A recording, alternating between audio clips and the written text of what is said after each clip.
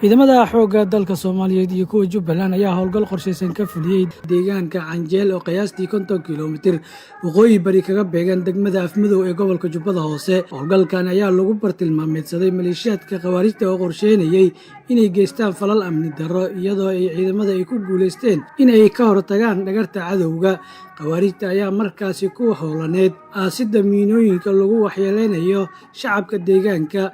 intii howlgalkan uu socday waxaa dhacay iska horimaad kooban waxaana ciidamada ay ku dileen hal dhagar qabe oo ka tirsan maleeshiyaadka khawaarijta halka midka kalena nolosha lagu soo qabtay. sidoo kale ciidamada ayaa gacanta ku dhigay mootooyin iyo qaraxyo ay damacsanaayeen inay ku waxyeeleeyaan shacabka deegaanka.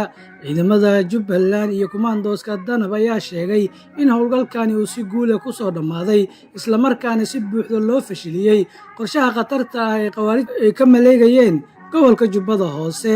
dhanka kale duqeymo dhanka cirka ayaa lagu burburiyay goob ay ku dhuumaaleysanayeen maleeshiyaadka khawaarij kuwaas oo si gaar ah looga fuliyay gobolka Jubbada Dhexe. khasaare isugu jira dhimasho iyo dhaawac ayaa loo geystay maleeshiyaadka argagixisada waxaana weli socda howlgalka lagu beegsanayo maleeshiyaadka argagixisada deegaano ka tirsan gobolka Jubbada Dhexe iyo Jubbada Hoose.